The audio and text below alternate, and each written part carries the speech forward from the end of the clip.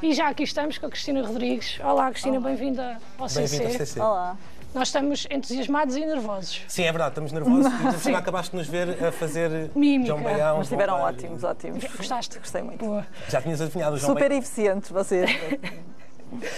Vamos então falar agora de coisas mais sérias. Coisas mais sérias e mais... Muda a cara. Exatamente. Ok. Ok.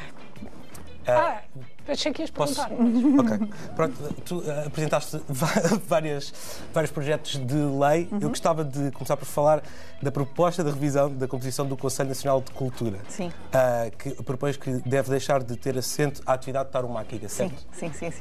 Primeiro explica-nos o que é o Conselho Nacional de Cultura, Claro. como é que funciona e depois porque é que é tão importante... Tirar a tauromaquia.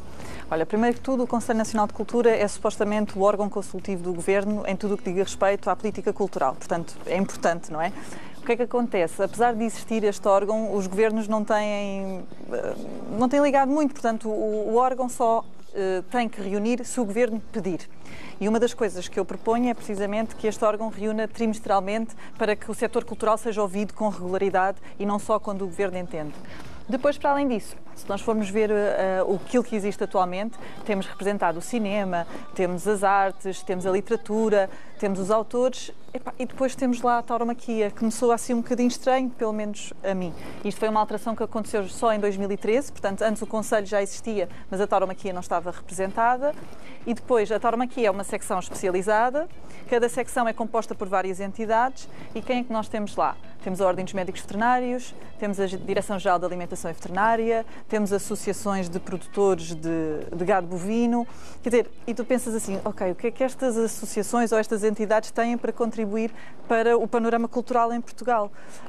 E por essa razão eu achei que era uma boa proposta que de facto a tauromaquia acabasse por ser tirada, como não estava inicialmente e, portanto, voltarmos ao início, basicamente. E como é que, ou seja, a partir do momento em que tu apresentas esse projeto, depois o que é preciso para que ele se torne real? Ou seja, para que, por exemplo, neste caso a tauromaquia saia do panorama cultural. Quais são os passos ou o que é que acontece no meio disso tudo? É assim, portanto, o projeto já deu entrada, agora tem que haver um agendamento, portanto, nós temos os plenários todas as semanas, que agora por causa do Covid está reduzido de 3 só para 1, o que significa que estamos a discutir muito menos coisas do que aquilo que é normal, mas pronto, eventualmente haverá algum agendamento que tenha a ver ou com cultura ou com tauromaquia, em que eu possa dizer que também quero levar a debate este assunto. E pronto, e depois há a discussão e vamos ver como é que vai ser a discussão com o resto dos partidos, o que é que eles acham da proposta. Sabemos que é assim um bocado desafiante, mas vamos ver. Sim, eu li que tu defendes também que a tauromaquia não representa de facto a cultura portuguesa. É uma coisa, diria até mais de nicho e centrada em certas zonas do país. Podes explicar isso melhor? Claro. É assim, essencialmente, a tauromaquia nunca foi consensual em Portugal. Ou seja, ela já existe há muito tempo, mas já foi várias vezes proibida, inclusivamente por reis, pelo Papa, etc. É verdade que permaneceu, mas realmente permanece mais na zona do Alentejo, na zona ali mais centro.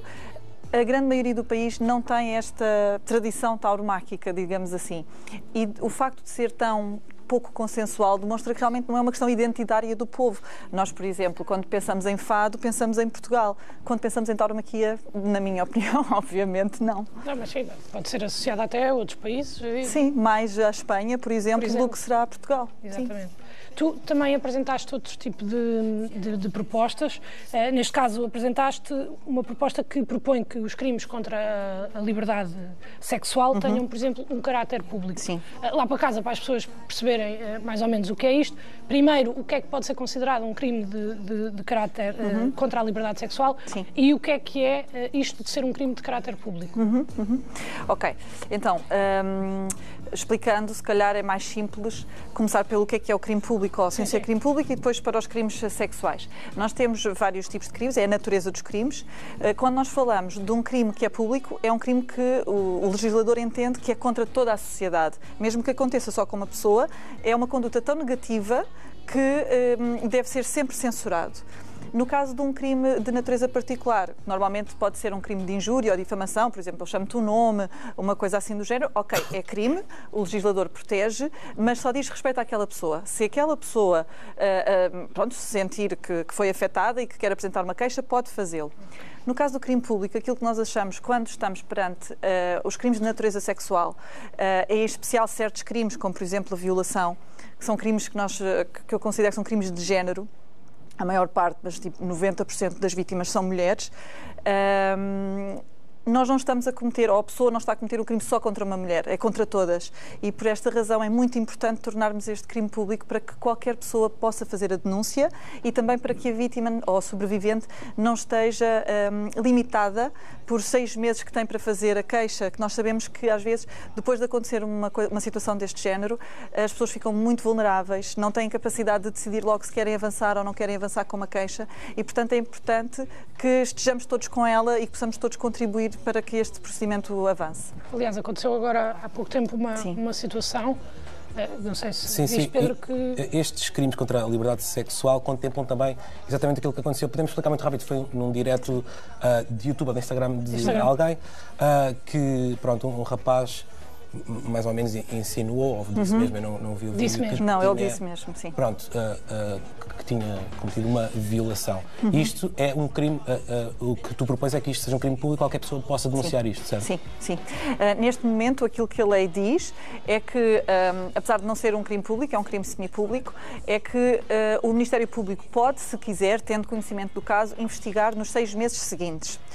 Ora, se fosse público, não era só se quisesse, tinha mesmo que investigar, tomando conhecimento, e não estava limitado, lá está, pelos tais 6 meses. Qualquer pessoa poderia fazê-lo. E esse caso foi muito evidente, porque gerou tanta revolta e várias pessoas chegaram mesmo a denunciar, porque efetivamente, eu acho que diz respeito a qualquer um de nós, a mesma coisa com a violência doméstica. A violência doméstica em tempos também não era crime público. Mas de momento já é. Agora já é. E de facto contribuiu para a prevenção do crime. Foi importante este passo. E eu acho que é importante que para a violação, para a coação sexual, todos esses tipos de crimes sexuais também seja... Sim, e que existe muito agora no mundo cibernético esse tipo de crimes e essencialmente acho que são representativos de uma geração que nos está a ver. Isto tudo pode ser considerado crime público segundo a tua proposta, não é? Sim. E é importante ser, até porque muitas vezes as pessoas não têm poder e são menores, não é? Sim, isso também acontece. Mas, ou seja, não é só, neste caso do miúdo que disse que tinha violado uma rapariga, mas é também, se calhar, na partilha de conteúdos, nos grupos de WhatsApp sabemos todos mais ou menos o que é que se passa. Isso eu diria que é quase como se fosse um fenómeno mais recente, não é? Não só porque toda a gente agora tem um telemóvel com câmara, que pode tirar fotografias, mas também por causa do confinamento fez com que as relações tivessem que ser necessariamente mais à distância e há muita troca de conteúdos e alguns são íntimos, obviamente, e nós também temos que proteger estas pessoas porque se trata de uma questão de autodeterminação e de liberdade sexual e nós temos que perceber que aquilo que é partilhado connosco não é para nós partilharmos com o resto do mundo e por isso também é uma das razões pelas quais eu também proponho que seja público. E especificamente, esta medida já tinha sido discutida numa legislatura anterior? A da violação ser crime público, sim. A relativa aos nudes, digamos assim, não necessariamente da forma como nós estamos a propor agora. Ok, sim. Mas também porque é se calhar mais recente, está mais ativo agora, mesmo. não é? Aumentaram os casos agora e obviamente que isso também trouxe o assunto mais à baila, até porque há 2 movimentos que são muito importantes nesta matéria, o Corta à Corrente e o Não Partilhes. E foi com elas que eu falei e elas tiveram um papel muito importante na discussão do assunto e também a Tânia Graça, que é sexóloga, e elas foram mesmo fundamentais. Teve aqui já. Teve, ela é incrível. Ela aborda muito bem estes assuntos. Tu procuras sempre informar-te muito bem junto de quem, se calhar, tem um bocadinho mais conhecimento para conseguires criar o projeto da melhor forma possível para abranger o máximo de situações? Eu acho que o ideal é nós termos sempre conhecimento do que é que a sociedade civil quer, não é? E neste caso, até um dos movimentos já tinha criado a petição a pedir que o crime fosse público e, obviamente, quando eu falei com elas têm um conhecimento muito grande da realidade. Portanto, há muitas pessoas, muitas vítimas que falam com elas, que explicam a situação delas e isso foi muito importante para eu perceber o que é que estava em causa e o que é que eu podia propor para tentar ajudar. E quanto tempo é que demora, mais ou menos, a ser aprovado um projeto destes? Olha, depende, como eu digo, agora por causa da situação da pandemia demora mais tempo necessariamente, porque só um plenário por semana é muito pouco, mas pode durar uns meses, diria eu. O ideal era que fosse o quanto antes, porque realmente é um problema que ele existe, não é? Pois, e acaba por ser ingrato, dura muito tempo. Achas que vir para plataformas mais públicas como a televisão pode apressar esse tipo de decisões? Eu julgo que que a decisão em si não conseguimos apressar porque são coisas muito burocráticas. Eu acho é que tem uma outra questão que é importante, que é a sensibilização e as pessoas saberem que o problema existe, que não é certo fazer determinadas coisas, porque é como falavas dos grupos, há muita gente que está nestes grupos e que se calhar nunca pensou, ok, isto é uma pessoa real que estão aqui a mandar fotos e eu não devia estar a ver isto. Exato. E vou cortar a corrente, como dizem, não é? E não vou partilhar mais conteúdos, é só parar ali. Custa menos cortar a corrente do que alimentá-la. É isso, exato. É isso. E tens também, eu aqui de verdade não percebi bem, porque no fundo tu recomendas ao Governo ações de combate à homofobia na dádiva de sangue. Sim. Isto não é tanto um projeto de lei? Ou seja, os projetos de resolução têm a ver, que são competências do Governo, portanto a Assembleia não pode legislar sobre essa matéria, mas pode fazer recomendações ao Governo. Okay. E houve então esta situação recente, também, que depois ficámos também. A saber que afinal não era a única, que havia mais, e até historicamente já houve outras situações, e então eu apresentei essa recomendação, sim, para que se consigam tomar medidas para monitorizar, ou seja, ter a certeza que estas situações não acontecem, depois rever a norma que existe atualmente na DGS relativamente à dádiva do sangue, para também estar clarificado e os próprios técnicos saberem que não podem recusar uma pessoa só pela orientação sexual e, portanto, acho que também é importante realmente debater esse assunto. Sim. Ainda por cima, mais na fase em que... Porquê? Porque muita gente se calhar acha que estamos em Covid, isto não é uma coisa que se devesse estar agora a debater, mas nós passámos agora uma fase sem sangue, não é? As pessoas foram, por acaso, mobilizaram-se imenso. Exato, que responderam ao apelo e depois chegaram lá e muitas delas não puderam dar. Sim, injustamente. Enfim.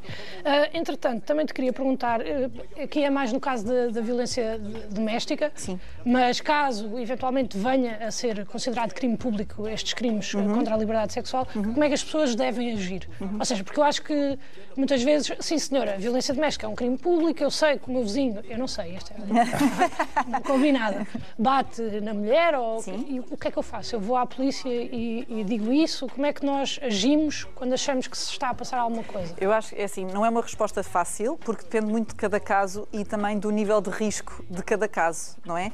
Porque há situações em que às vezes denunciar sem ter qualquer outro apoio pode colocar a vítima mais em perigo ainda. Eu diria que o ideal é contactar uma associação de apoio à vítima primeiro, expor a situação, porque elas têm mais facilidade aqui em avaliar esse risco e dizer o que é que será melhor fazer na altura. Mas talvez até o melhor seja primeiro falar com a vítima, para perceber o que é que ela também se sente confortável e que apoio é que ela tem, porque a questão do apoio é muito importante. Se for, por exemplo, preciso sair de casa, se tiver filhos, a questão do trabalho e, portanto, é importante polícia, associação de apoio à vítima e falar com a própria vítima.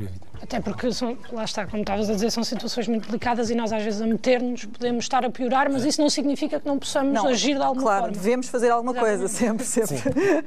Olha, Cristina, muito obrigada por teres vindo aqui ao curto-circuito explicar-nos algumas coisas. Eu gostava que, se possível, à medida que fores apresentando coisas, depois venhas mais vezes, porque nós às vezes somos super fã e também precisamos de aprender este tipo de coisas. E é importante, não é, misturar cada vez mais os dois mundos para o debate se tornar cada vez mais público e mais acessível a todas as gerações. Isso é o ideal mesmo. Portanto, muito obrigado. Muito obrigada, gostei muito de vir. Obrigada. Obrigado.